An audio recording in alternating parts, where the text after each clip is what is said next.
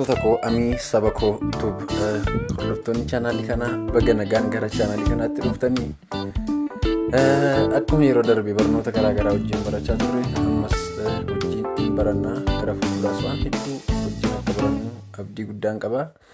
Viidiyoo babbareedaa fi barnoota hedduu dhimma kompiitara siitiingota laaptooppii moobaayilii keenyaa fi siitiingota garaagaraa appilikeeshinoota garaagaraa bifa viidiyoodhaan waraabessuuf qopheesseera. Arras barnoota yeroo darbee keessatti waan baay'ee akka baratan komentii laayikii fi sheerii gootan irratti argeera. Kana hundumaa irratti hundaa'ee gaaffii isin gaafattan tokko isinii deebisaan ture gara fuulduraas isin deebisa. Barumsa xinnaaf guddaa waan hin qabne farras barumsa tokko isinii qabadhee dhufeera. Keessumattuu siitiingii moobaayilii keenya keessaa baay'ee sadaalleerraa kan ilaalus qabna gara fuulduraatti. Dhimmoota sooshaal miidiyaa garaagaraa FB namaa akkamitti haak akka godhan kan akkamitti akka hatan kan hatame ta'e akkamitti akka deebi'uu fi FB duwwaatu hin ta'in Telegiraam, Vaayibar, waan akka Instaagiraam wantoota kana jechuudha. Gara fuulduraatti akka barannu waadaan isin seenaa.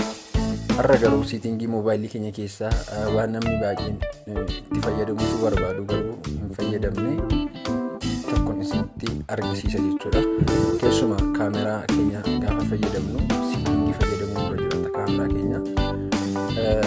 Tokko achi keessa galtanii siitiingiidhaan kwaalitii isa dabalachuu hin dandeessu.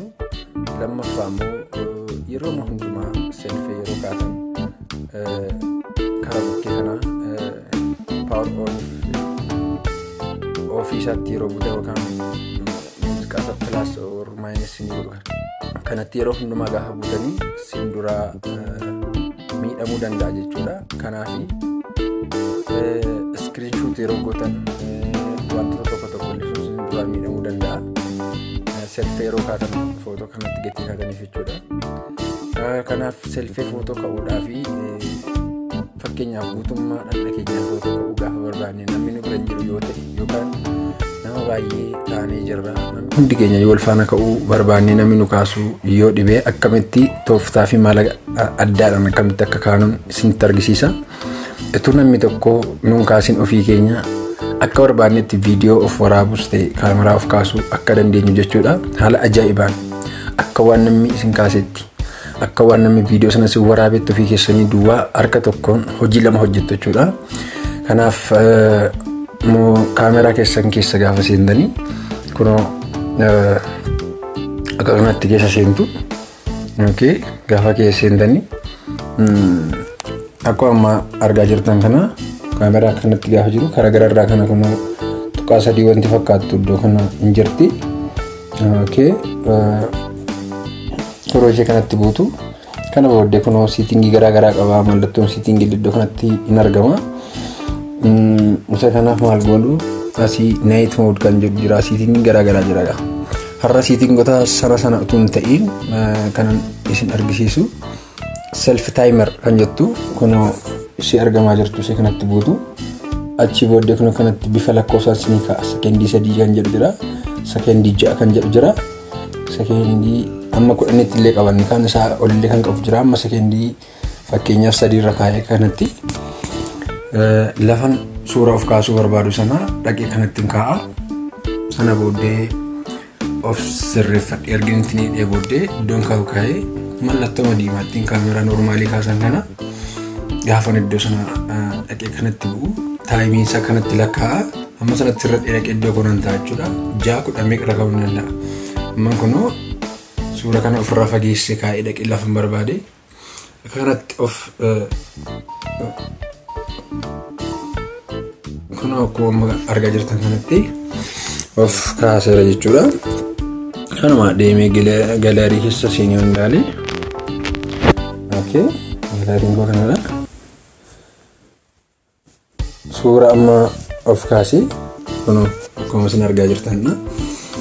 Viidiyoo garaagaraa waraabuudhaa fi iddoo garaagaraa keessanii barnoota garaagaraa kennuudhaaf yookaan sooshaal miidiyaa irratti laayivii qaxxitaa waraabuudhaaf haasaa garaagaraa namoota wajjin chaat gochuudhaa fi yeroo baay'ee namoonni baay'een akka rakkatan nama isin waraabu akka barbaadan keessumattuu viidiyoo irratti jechuudha.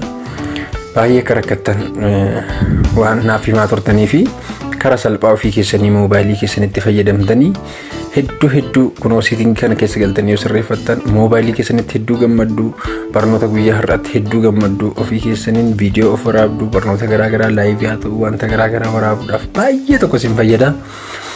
Har'a kana barachuu keessanitti hedduu akka gammaddan I think baay'ee itti gammaddanitti yaada. Kanaaf barnoota kan biroo dhimmoota siitingota keenyaa fi dhimmoota garaagaraa hojii wal qabatee barnoota hedduu isaanii isinii qopheessee waan jiruuf namoonni YouTube kanaaf haaraa taatan Amii Saba Kootuu kan jedhu kana seentanii si'a tokkoof search erga gootanii booddee bifa loogoo irratti ni mul'atu kanaan isinii dhufa loogoon isaa sana booddee subscribe kan jettu gootu sana booddee mallattoo bilbilaa isinii dhufti ishee sanatti ergi butanii booddee all gootu all gaafa gootan